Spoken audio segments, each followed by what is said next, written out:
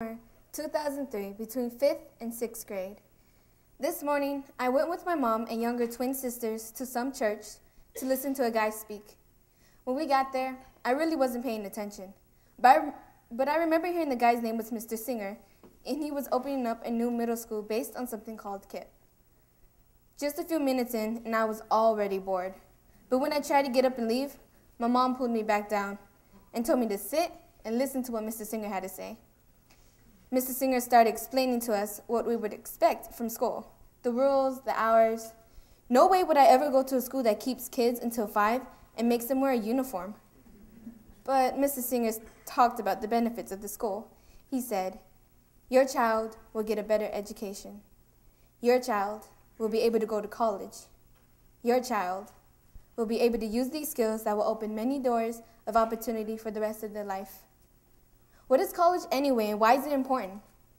Don't all schools give all students the same education? But he talked about opportunities, and that got my attention. What kid doesn't want the chance to do more, to go to places and see new things? There was one problem. Mr. Singer said that this school was starting with 5th grade only. Well, I finished 5th grade, and I do not plan to repeat it. Repeating a grade, especially to stay back with my younger sisters, doesn't that make me look dumb? After Mrs. Singer finished talking and parents were leaving, my mom started talking to him about how she wanted me to go to his school. She dragged me to her side, and Mrs. Singer asked me if I was interested. I didn't know what to say. I don't want to lose all my friends. I don't want to go to school longer. I don't want to wear a uniform, and I don't want to repeat 5th grade.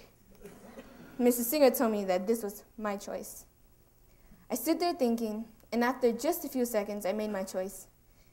Today, I decided to repeat 5th grade and go to KIPP. I just hope Mr. Singer doesn't break his promise.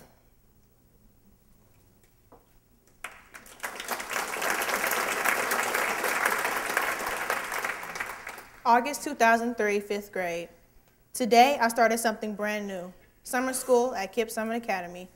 This morning, I had to put on khaki pants and a white collared shirt. I told my mom that I didn't want to wear that, and I wanted to wear regular clothes like I wore to school last year.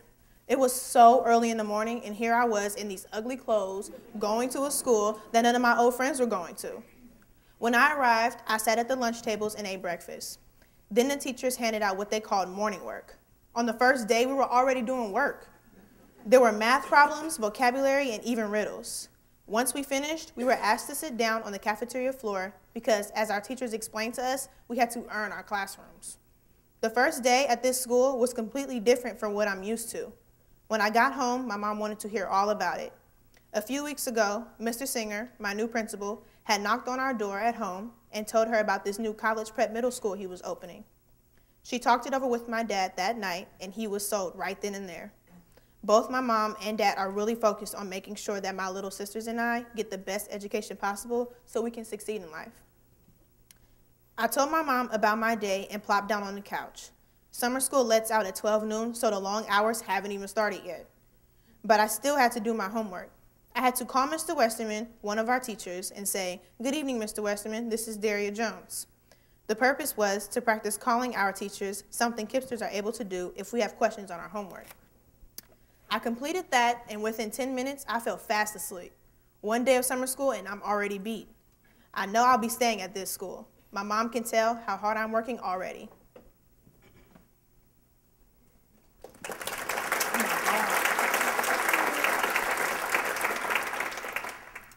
May 2007, 8th grade, before KIPP. Another day, pointless and never ending at school. Is this what I want to be doing with my time? There's nothing better to do in an English class than to drive our teacher insane. Raymond is throwing pencils, Gonzalo is shouting out cuss words, and as usual, Jose is bullying other students. Sometimes our entire class decides to just take control over our teacher. We do our own thing and talk about more important stuff like whose party who got invited to and where the next fight's supposed to be. Let's see, school gets out at 3. Oh yeah, that gives us plenty of time to get into trouble after school. Sometimes when we get too out of control in class, our teacher tells us she'll have us to blame if she decides to quit teaching. Whatever, as if we cared, right? What else is there to do except what the crowd wants? They ask for entertainment, and that is what they will get. Besides, us students are always wrong no matter what. We can't do this, we can't do that. We can't go around running around at lunch. We can't go to the bathroom. We can't do anything. But why not? Because we can't trust you, they say. When will I ever get the space in this tiny cage stretch out and see what I can really do? Oh well, it's not like I have the power to say anything anyway here. So I guess I'll just stay put, cooped up with nothing to do.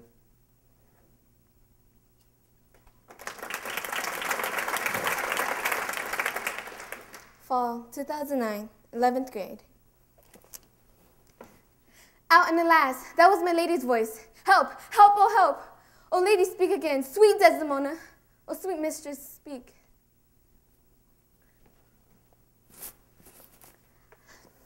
Rehearsal for Othello after school today was really fun and chaotic, but kind of productive too. This is my first time acting, and I'm extremely nervous about doing this in front of the whole school.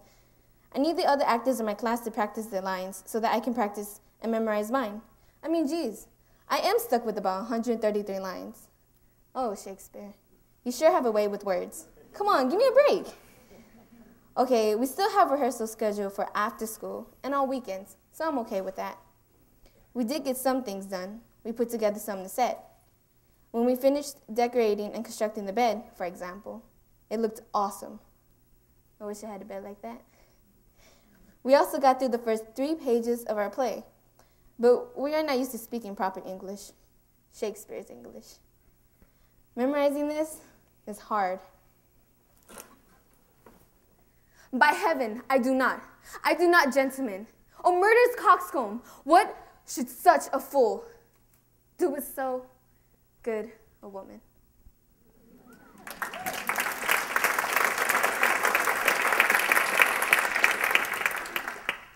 Spring 2009, 10th grade.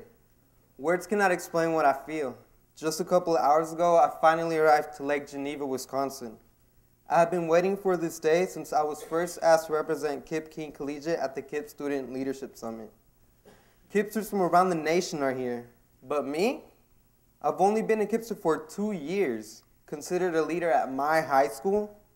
To have been picked among so many as one of only 2 to represent KIPP King, this is a big deal. For so long, I was told I couldn't do anything to inspire others, but teachers at King have taken their time and had the patience to learn more about the person I am. A couple of years ago, I could never have imagined standing where I am right now. Sure, I acted up a couple of times my first year, but my teachers at KIPP wouldn't accept failure. They have challenged me to think more deeply about taking responsibility for my actions. Oh, I get it. That's why I was chosen to represent KIPP King at this conference, because I can share out parts of my own story with so many other younger KIPPsters. Man, it's been stressful adapting to these changes at times, but it's all been worth it. Right about now, I am proud of myself. Well, I will go out there and tell them what I have learned so far. In order to grow, you really need to learn more about yourself and your own environment first. With a better understanding of yourself, you will be able to accept other people's perspectives and promote positivity.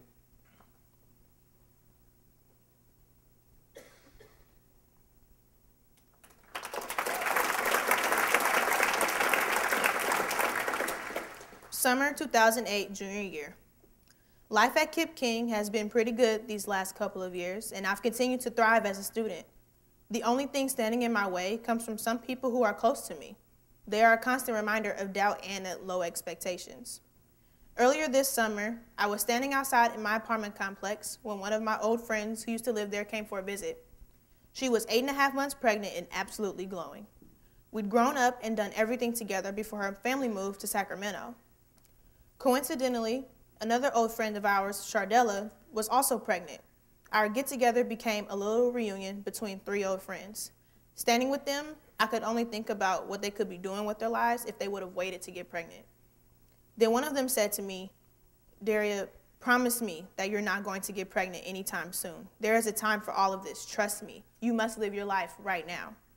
"Yeah," Shardella said, "just focus on school right now and worry about getting the best education you can possibly get." The 3 of us were in deep conversation when Brian walked over. Brian watched all of us grow up, and we are close to his own kids. He said, "Whoa, both of you are about to have kids? That's so crazy. I remember giving all of you Band-Aids when you would fall at the park sometimes. He laughed. And then he said something directly to me. When are you going to have yours? He said, and pointed at my stomach. Oh, you won't have to worry about me. It's not going to happen anytime soon. I'm focused on school, sir. In my mind, I thought, just because 2 of my friends are pregnant, that has absolutely nothing to do with me. I have my own mind, believe it or not. He said, okay, good. I'm glad to hear that. Well, you all take care and good luck with the children, you two.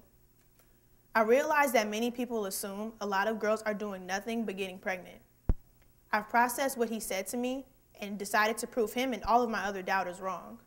The way I can do that is to make sure that I get my education and keep my priorities in line. I have a goal.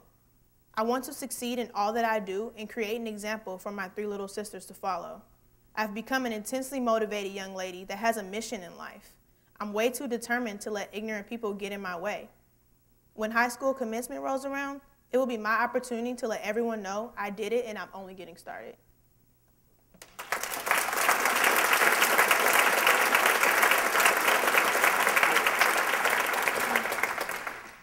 Spring 2010, junior year. This morning at Glide, I was thinking about why I spend my time there. It occurred to me. I know exactly why I continue to volunteer and dedicate my Saturday mornings at least once a month to help serve breakfast at the homeless shelter. I understand that many of the people I serve encounter huge challenges daily and deal with a lot of pressure and stress. But just knowing that these people are fighting to stay off the streets as much as they can empowers me.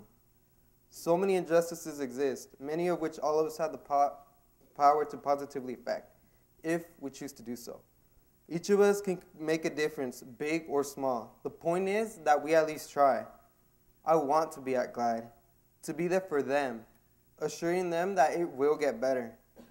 These unfortunate people seek a healthy life and are my personal goals of those who do not take for granted any of their resources. A quick smile, a good morning, or thanks, I really appreciate it, proves to me they are considerate and thankful for the food that is granted to them. Every single time that I'm on BART at 6 a.m. on my way to Glide to help these people, I keep in mind how thankful I am to be at a school that really cares about me as an individual as well as my education. Without the push from everyone at KIPP King, I wouldn't be anywhere near where I am today. And where exactly am I today? Today I'm preparing to take the SAT for the 2nd time. I'm preparing applications for the University of San Francisco and UC Merced. Today, I am one step closer on the journey towards becoming a college-educated young man.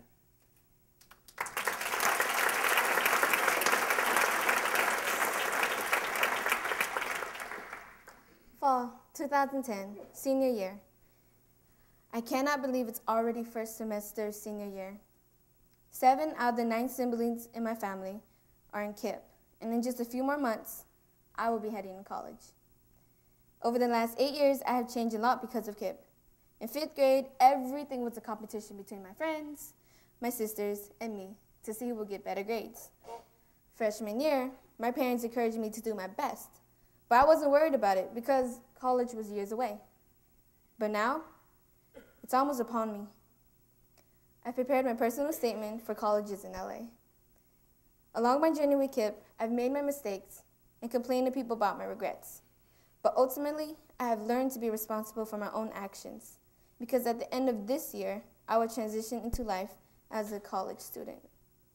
I know my KIPP team and family will always be there for me, but soon, Mrs. Singer and all my teachers will have delivered on their promise.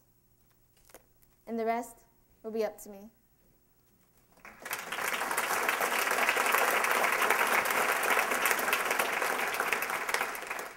My name is Annabelle Moa, and next fall, my sisters and I will be the first in our family to go to college.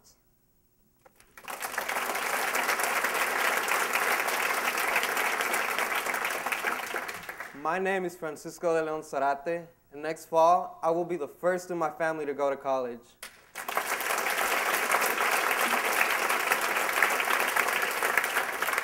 My name is Daria Jones, and next fall, I will be the first in my family to go to college.